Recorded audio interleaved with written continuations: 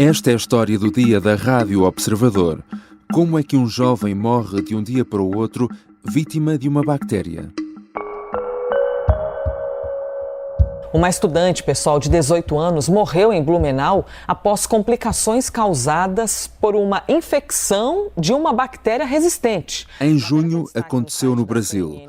Uma jovem morreu pouco mais de 24 horas depois de ter dado entrada no hospital. Agora, a mesma bactéria, chamada Staphylococcus aureus, terá estado na origem da morte de um outro jovem italiano de apenas 24 anos, que a terá contraído durante a passagem por Lisboa para a Jornada Mundial da Juventude. Mas há um outro caso recente em Portugal e causado por uma outra bactéria. Uma turista colombiana de 50 anos viu ambas as pernas serem amputadas depois de ter contraído a Streptococcus pyogenes. Em ambos os casos, tratam-se de superbactérias ou bactérias multiresistentes. Por que é que serão cada vez mais frequentes? Que perigos representam para a população e como podem ser combatidas? São questões para a conversa com Ana Freitas, investigadora e professora do Instituto Universitário de Ciências da Saúde e da UCIBio, na Faculdade de Farmácia da Universidade do Porto. Eu sou o João Santos Duarte e esta é a história do dia. Bem-vinda, professora Ana Freitas. Olá, bom dia. Vamos começar por este caso mais recente, que foi a notícia, a morte de um jovem italiano de 24 anos, alegadamente, depois de ter contraído a bactéria a Staphylococcus aureus. Que bactéria é esta? Na verdade, é até muito mais comum do que aquilo que as pessoas possam pensar. Sim, é exatamente isso e é verdade. Esta bactéria designada de Staphylococcus e, hipoteticamente, neste caso, estaremos muito provavelmente a falar da espécie Staphylococcus aureus, é mesmo um dos principais patogénicos bacterianos oportunistas do homem e que está, de facto, associada a taxas elevadas de morbilidade e mortalidade a nível mundial. E isto acontece porque coloniza frequentemente a população humana, nomeadamente a nossa pele, mucosas. Pode ser transmitida entre pessoas e, havendo oportunidade, pode mesmo invadir o nosso organismo, atingir a corrente sanguínea e causar infecções moderadas a graves, podendo mesmo ser fatais, como parece ter acontecido neste caso. Acresce que esta bactéria pode colonizar também diferentes animais, tais como animais de estimação, o cão, o gato, etc., animais de produção, e, consequentemente, pode ser identificada também nos alimentos e na natureza. Ou seja, para as pessoas perceberem bem, na maioria dos casos uma pessoa pode ser portadora desta bactéria sem o saber e só em casos raros é que pode ter complicações de saúde. Sim, exatamente. Podemos ser portadores de facto sãos desta bactéria sem manifestação de qualquer sintoma a vida inteira. E isto acontece para muitas outras bactérias, não é? Temos muitas bactérias que fazem parte da nossa microbiota. E sabemos hoje que Staphylococcus aureus coloniza de forma persistente cerca de 20 a 30% da população, portanto não estamos a falar de uma maioria, estamos a falar até de uma minoria, mas é uma percentagem significativa, particularmente no nariz, mas também na nossa pele, mucosas, garganta, axilas, virilhas e até o intestino. Esta colonização é inofensiva mas constitui um fator de risco para o desenvolvimento de infecções subsequentes. Frequentemente sabemos que infecções futuras são causadas pela estirpe que nos coloniza. Isto acontece principalmente em cenários de risco, como são hospitalizações prolongadas, a toma de múltiplos antibióticos durante muito tempo, cenários de imunodepressão, de comorbilidades, etc. Neste caso em particular deste jovem, não sei se houve algum evento que tivesse proporcionado este acontecimento, mas eu, na minha opinião, penso que poderá ter adquirido a bactéria do exterior, ou seja, de outra pessoa, e de facto o ambiente das Jornadas Mundiais de Juventude é um ambiente de grande contacto físico entre muitas pessoas em que tal se proporciona, não só pelo contacto direto pessoa a pessoa, a partilha eventual de objetos pessoais, como toalhas, etc. Tudo isto contribui enormemente para a transmissão destas bactérias entre diferentes pessoas. E depois basta haver uma ferida na pele, um trauma cutâneo qualquer, para a bactéria ter a oportunidade de entrar na corrente sanguínea e causar uma infecção. O fato de ter sido fatal neste caso particular está ainda por esclarecer. Não sabemos se foi só até esta bactéria, se será devido à patogenicidade da bactéria apenas a um misto de alguma debilidade no sistema imunitário do jovem.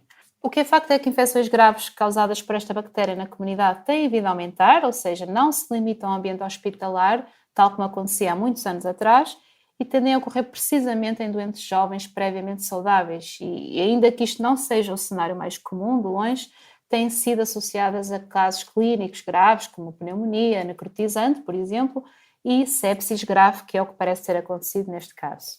A professora é uma das autoras de um estudo que identificou que 28,8% dos jovens universitários são portadores da bactéria Staphylococcus. Este é um número preocupante. Ora bem, este não é um número particularmente preocupante porque cai dentro das estimativas da população a nível global, aquilo que já sabemos há muitos anos. No entanto, é importante vigiar de forma a anteciparmos cenários mais dramáticos no futuro. E esse era de facto o nosso objetivo inicial, perceber se há mudanças na taxa de colonização dos nossos estudantes universitários em comparação com estudos anteriores, tanto internacionais como do nosso país, desde a pandemia, por exemplo. Porque desde a pandemia que praticamente não temos estudos a este nível. No entanto, posso avançar que já aumentamos a amostra desde o abstract do congresso que vocês consultaram, que data de abril, e o número final que temos agora com 384 estudantes rastreados indica uma taxa de colonização por esta bactéria de 38%, portanto superior, com uma percentagem muito significativa de 28% de intermitência, ou seja, tivemos a oportunidade de colher amostras no mesmo estudante mais que uma vez, normalmente esta colheita se passava entre 6 meses a 1 ano, e verificamos que, em vários casos, houve aquisição desta bactéria ao longo do curso, portanto, estudantes que eram negativos e passaram a ser portadores desta bactéria. Isto não é necessariamente preocupante, é normal em indivíduos saudáveis, faz parte da nossa microbiota, e nós já tivemos a oportunidade de caracterizar estas bactérias e elas são maioritariamente muito suscetíveis a antibióticos, o que é bom. E pensa-se também que a resposta imune inata impeça de facto esta bactéria de invadir a mucosa e causar formas mais extensas de colonização ou mesmo infecção. Portanto, não é para alarmar os estudantes sobre esta colonização. Sabemos, no entanto, que a colonização por Staphylococcus aureus é um fator de risco para uma futura infecção hospitalar por esta bactéria. Portanto, chegando aqui, que medidas se podem tomar então para prevenir este tipo de infecções? Que estratégia se deve adotar? O ideal é adotarmos sempre boas práticas de higiene, nomeadamente das mãos, e evitar a partilha de objetos pessoais com outras pessoas. A higienização das mãos salva vidas, como eu costumo dizer aos meus alunos, e previne a transmissão de inúmeras bactérias entre pessoas e as superfícies, entre pessoas e os alimentos, etc. E isto é muito importante porque há, de facto, inúmeras bactérias importantes que conseguem mesmo sobreviver em superfícies durante muito tempo. É tão simples, mas é mesmo eficaz. Lavar as mãos antes de comer, depois de ir à casa de banho, depois de se assoar, depois de tocar em qualquer coisa que possa estar contaminada com bactérias. Todos nós sabemos isto, ensinamos às nossas crianças, aos nossos filhos, desde que tenra idade, mas nem sempre praticamos em 100% das situações. E sabe-se que esta medida de lavar corretamente as mãos durante o tempo necessário tem mesmo um impacto tremendo no ambiente hospitalar, por parte dos profissionais de saúde, e o mesmo acontece na nossa retina. Idealmente, devemos também fazer uso, o quanto possível, da etiqueta respiratória, ou seja, cobrir a tosse e os espirros, pois tal pode ajudar a evitar a propagação de bactérias que causam infecções respiratórias e ficar mesmo em casa em situações de doença, como no caso de faringites ou amigdalites bacterianas. Sempre que possível, obviamente. Ainda no caso de feridas, por exemplo, da pele, manter as feridas limpas, pois as fissuras na pele podem permitir a entrada de bactérias no corpo, pelo que é importante manter as feridas limpas e tapadas até cicatrização total. Outra medida é o uso de métodos contraceptivos, porque pode prevenir a transmissão de infecções bacterianas sexualmente transmissíveis, que ainda são uma causa muito importante de doença, de morbilidade e de mortalidade, como é o caso, por exemplo, da sífilis. Outra medida refere-se, por exemplo, ao consumo de alimentos bem cozinhados, bem lavados, água potável também, pois tudo isto pode evitar infecções de origem alimentar ou intoxicações alimentares associadas a bactérias, assim como também preparar os alimentos de forma higiênica, evitando, por exemplo, usarmos a mesma faca para cortar a carne crua e o tomate que irá ser consumido cru na salada.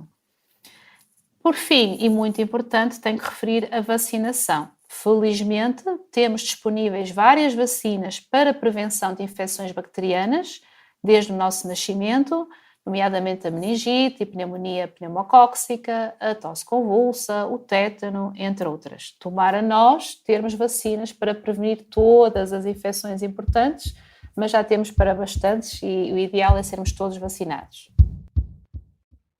Já voltamos à conversa com Ana Freitas, investigadora e professora do Instituto Universitário de Ciências da Saúde e da UCBio, na Faculdade de Farmácia da Universidade do Porto. Na segunda parte vamos perceber o que está na origem destas superbactérias multiresistentes.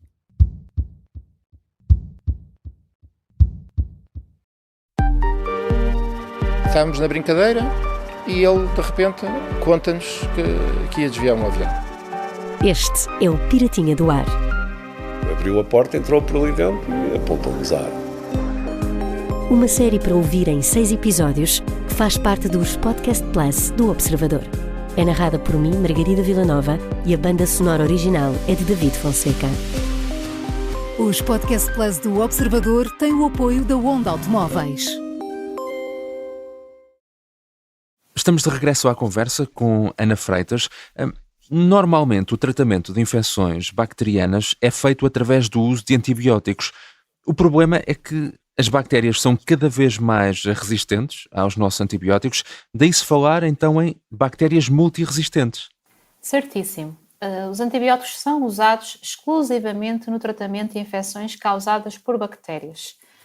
O fenómeno da resistência é um fenómeno natural, ou seja, no ambiente encontramos bactérias que são naturalmente resistentes a antibióticos. O que é facto é que se tornou ao longo das últimas décadas um problema complexo e multifatorial agravado pela utilização incorreta de antibióticos, quer em humanos, quer em animais. Entre as diversas causas destaco a prescrição excessiva de antibióticos, o uso muitas vezes inadequado ou desnecessário de antibióticos, o uso excessivo de antibióticos também na produção animal, higiene e condições sanitárias deficientes em algumas regiões do mundo, entre outras. E, portanto, a resistência ocorre quando há redução ou mesmo perda de eficácia terapêutica de um ou mais antibióticos para tratar uma dada bactéria. Em alguns casos, a resistência ocorre mesmo para todos os antibióticos disponíveis na terapêutica e o número de bactérias multiresistentes, portanto, resistentes a múltiplos antibióticos, incluindo de última linha, ou seja, aqueles que temos ali guardados na gaveta para o último caso, isto tem aumentado cada vez mais. E teme-se que com o aumento da resistência podemos mesmo chegar, ou voltar, aliás, à era pré-antibiótica, em que as infecções correntes e simples, como uma dor de dentes, serão difíceis de tratar. É importante, então, que as pessoas percebam em que circunstâncias devem ou não tomar antibióticos. Por exemplo, dando um exemplo prático, não são eficazes para tratar gripes ou febres, certo? Exatamente. Os antibióticos não tratam gripes, pois estas são causadas pelo vírus influenza, não tratam a Covid-19, pois esta é causada pelo vírus SARS-CoV-2, etc. Portanto, antibióticos não tratam infecções víricas. Temos outros exemplos, talvez um dos melhores exemplos seja a famosa dor de garganta associada a uma faringite, vulgarmente designamos por amigdalite, e o que é facto é que a maior parte das amigdalites são, na verdade, víricas, só que são tão incómodas que há tendência para a automedicação com antibiótico, portanto, dói a garganta, até tenho ali antibiótico na gaveta que me sobrou do último tratamento e vou tomar alguns para ver se fico aliviada. E quando o tratamento com antibiótico só deve mesmo ser efetuado se houver confirmação do diagnóstico de uma infecção bacteriana. Isto quer dizer que as pessoas têm também um papel importante a desempenhar no combate à resistência que as bactérias desenvolvem aos antibióticos. Portanto, o que é que cada um de nós pode ou deve fazer neste caso? O uso adequado de antibióticos é crucial para combater esta problemática, ou seja, não podemos automedicar-nos com antibiótico para uma simples dor de garganta, isto é só um exemplo, porque até sobraram alguns comprimidos desde a última vez, nem tomar menos tempo que o prescrito pelo médico só porque já não temos sintomas.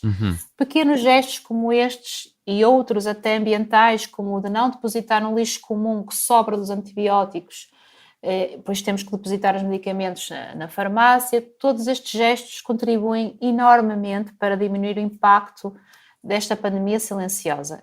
E neste sentido eu aproveito para referir que acredito veemente que a educação da população nas camadas mais jovens poderá ter um forte impacto no futuro. Mas depois há também o lado dos profissionais de saúde, que têm também, obviamente, um papel importante nesta matéria. Aí o que é que podem fazer? Claro que sim, têm um papel preponderante e crucial nesta problemática. Desde os médicos prescritores de ambulatório, que têm um papel crucial em apenas prescrever antibiótico se realmente for necessário e pelo tempo adequado. Isto nem sempre é fácil, eu entendo perfeitamente isto. Não dispomos no nosso sistema de saúde de todos os meios para termos um cenário ideal, ou seja, identificar a espécie bacteriana que está a causar uma dada infecção e prever a suscetibilidade aos antibióticos num tempo útil e em todos os casos. Mas quero reiterar que isto deve ser mesmo efetuado sempre que possível. Tanto, por exemplo, no caso das infecções urinárias que são tão frequentes na comunidade e tão recorrentes, principalmente em mulheres. E estando nós inevitavelmente e intimamente conectados com os animais, que também podem ser colonizados por bactérias resistentes, quer seja pela cadeia alimentar, quer por contacto direto e também com o ambiente, sabemos hoje em dia que as bactérias resistentes se disseminam facilmente em diferentes hospedeiros e em diferentes ecossistemas e, portanto, necessitamos de uma abordagem multissectorial que chamamos hoje em dia de uma só saúde para conter a propagação destas bactérias. Já falámos aqui em bactérias multiresistentes, mas existem neste momento bactérias para as quais nenhum antibiótico é eficaz? Sim, infelizmente já foram reportados alguns casos de bactérias que chamamos pan-resistente, ou seja, resistentes a todos os antibióticos de todas as famílias disponíveis que seriam clinicamente prováveis de tratar uma dada infecção. Estou-me a lembrar, por exemplo, de um caso muito mediático aqui há uns anos, em 2017, de uma senhora de 60 anos dos Estados Unidos que acabou por falecer com uma infecção por Klebsiella pneumoniae, uma das tais do top 3 a causar infecções, e a estirpe que foi isolada na altura nesta senhora foi testada contra 26 antibióticos diferentes, que é uma barbaridade, portanto todos disponíveis no arsenal terapêutico humano nos Estados Unidos. E verificou-se que esta estirpe era clinicamente resistente a todos os antibióticos. Claro que isto é uma previsão in vitro, e certamente a senhora terá sido tratada na mesma com alguns antibióticos mais promissores, porque em vivo o cenário até poderia ser diferente, mas o que é facto é que a senhora acabou por falecer. E a nossa luta é precisamente, pelo menos, desacelerar o aumento da frequência destes casos, já que travar será extremamente difícil. Ainda assim podemos esperar que, de facto, nos próximos anos o número de bactérias multiresistentes tenha tendência a aumentar? Sim, tudo aponta para que venham a aumentar por vários motivos, por aqueles que acabei de dizer e também pelo facto de cada vez termos o número de novos antibióticos tem vindo a crescer enormemente nas últimas décadas e atualmente estamos mais numa era de procurar alternativas aos antibióticos do que propriamente descobrir novos antibióticos. Números muito recentes estimam que os números sejam muito mais dramáticos até do que estávamos à espera aqui há uns anos. Só para terem noção, de uma forma assim muito geral, o último estudo, o estudo mais robusto que existe até o momento, com números globais de todo o mundo, números que são possíveis, não é? Estes valores são sempre subestimados porque há países, nomeadamente do continente africano, Ásia, etc., em que os números não estão sempre disponíveis. Em 2019, mais de 1 milhão de pessoas morreram como um resultado direto de infecções resistentes a antibióticos. E estes dados deste estudo muito recente apontam que a escala desta pandemia silenciosa é agora mais mortal que a malária ou HIV, com um grande impacto social e económico, em particular na África subsaariana e no sul da Ásia, onde constitui mesmo a maior ameaça à saúde humana. Voltando aqui um bocadinho atrás, em 2016 nós tivemos um estudo que na altura correu o mundo e que tinha estimado que, se nada for feito à escala mundial, em 2050 teríamos as infecções bacterianas como a primeira causa de morte, ultrapassando doenças como o cancro.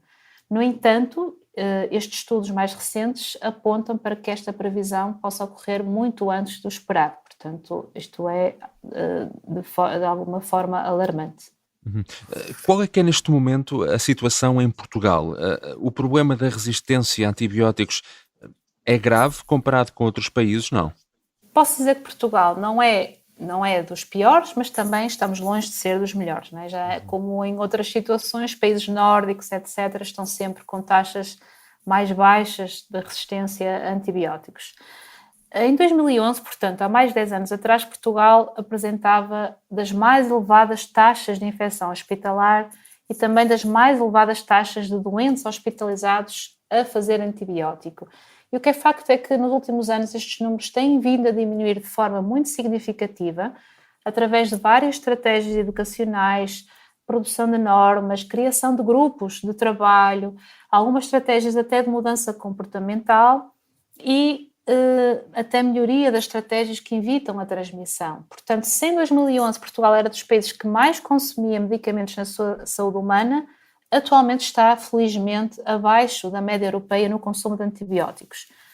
No entanto, posso dizer que ainda que os números tenham diminuído nos últimos anos e, portanto, estejamos claramente melhor do que há alguns anos atrás, continuamos a ser dos países com as taxas mais altas de bactérias resistentes a antibióticos, clinicamente relevantes, nomeadamente Staphylococcus aureus resistentes à amoxicilina, que são um grupo de par bactéria antibiótico mais preocupante ao nível do homem, em comparação com outros países europeus. Daí a tal importância da vigilância epidemiológica constante de bactérias resistentes, mesmo em portadores saudáveis. Obrigado, professora Ana Freitas. Obrigada eu pelo convite. Ana Freitas é investigadora e professora do Instituto Universitário de Ciências da Saúde e da UCIBio, na Faculdade de Farmácia da Universidade do Porto. Neste episódio, usamos ainda sons da CNN Brasil. A sonoplastia é do Artur Costa, a música do genérico do João Ribeiro. Eu sou o João Santos Duarte. Até amanhã.